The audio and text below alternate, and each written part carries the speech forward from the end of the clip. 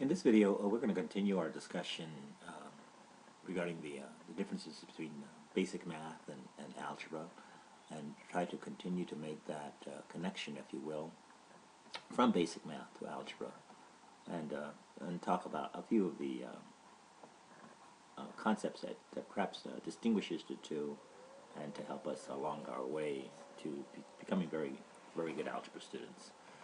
One thing about basic math, when you talk about basic math, obviously, as we said before, we work with certain operations. The operations, simply for the basic function operations, are multiplication, subtraction, addition, and division. Okay, so add, subtract, multiply, divide, whatever order, but that's the basic thing.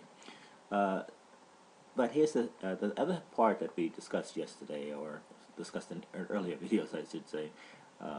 Is that we do talk about the fact that you perform these operations. These operations are performed in numbers. And before we get too far along in our discussion, we want to take a minute to talk about these numbers. Where in basic math, what types of numbers we operate on. All right.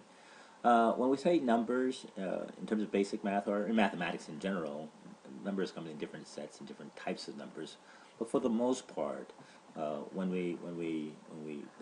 numbers that we evaluate and we work with are real numbers. And I know that begs the question, well, you're telling me that some numbers are not real? Well, I meant to say not really, but that's not quite it. When we talk about real numbers, for the most part, we're talking about any number that is on the number line. Usually, it's the symbol that depicts real numbers is the number line, and so on that number line, you would have 0, of course. You'd have your integers 1, 2, and so on. You have your negative 1, negative 2. And go on in that direction as well. So your negative and positives. The other thing that you would have on your real number line, of course, are fractions. So 1/2 would be a real number. Okay, whether it's a 2 1/8, and trying to depict these things, of course, is going to take a bit of doing. But essentially, you have integers, you have fractions. Clearly, there are decimal values on the number line. So you can have here a negative 0.5. All right, let's get that one a little bit better. A negative 0.5. You can have a 1.5. 1.5. And let's back that up a little bit. Okay, 1.5, that's better. And fractions. So, and obviously we're sticking close to 0 here, only because we don't want to draw the number line. But it is important that students realize that the arrows at the end indicate that this number line goes on indefinitely in the positive and negative direction. And as far as the types of numbers that are on the number line, again, we have integers, you have your fractions, you have decimals. And of course, these numbers can be written in any form, various forms. But for the most part, let's just summarize by saying this. In basic math, all of the numbers that you can think of in basic math, all of the numbers that you're familiar with are used. Basic math consists, all right, let's go back here, consists of real numbers. All right, of real numbers.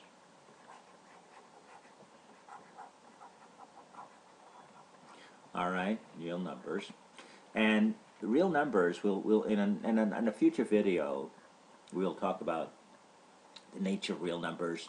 But one way of representing it in terms of a Venn diagram, very often when we talk about real numbers, they're really two aspects to real numbers.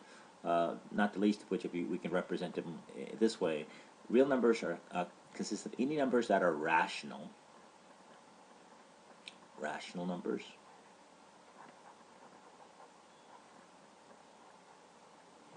and you have irrational numbers. Okay, and I think that part of the thing that we're going to try to get away from with math is making it overly complicated. And then we're going to stop at this point in time before we go too much further. But just know that when we talk about rational numbers, numbers that can be expressed as a ratio. So a rational number, a over b, that would be rational. Any number you can write as a fraction. Ratio, think fraction. Okay. Fraction for ratio. And then so your irrational, clearly, this ir is prefix from the Greek, I think, meaning not. Well, not what? Well, obviously it's not rational. So not rational, ratio again, then it cannot be made into fraction, not fraction. All right. So irrational numbers cannot be written in fraction form. And clearly, there's a whole class of numbers, or sets of numbers like that. And one of the more, I'll just pick one popular one that most of you may be familiar with would be pi. Pi would be a very popular irrational number. The number e, and notice I'm saying number e, is not. And then finally, in terms of writing irrational numbers, as a decimal, you could do something. We'll talk more about why this is, but 3.101011111, and go on and so forth on. This would be irrational numbers. Okay, so let's stop here, because at this point we don't in this series of Math as a Language, we don't want to be overwhelming in this, but we in this particular video, again, we're just trying to distinguish a little bit between basic math to algebra, what it takes to become a very good basic math student, and where the algebra comes into play. And so when you're dealing with basic math, you're dealing with these types of numbers. You're going to add, subtract, and multiply these values. And as we said in earlier videos, it's not different. You're going to do the same thing in algebra. So you are going to do these same operations, okay? You're still going to add, subtract, multiply, and divide. It's just that in dealing with the numbers, the second part of it, in algebra, rather than having to deal with these concrete values or the actual numbers, we're going to have expressions. We'll talk about that in our next video. You're going to have variables, okay? Variables, which are going to do a couple of things.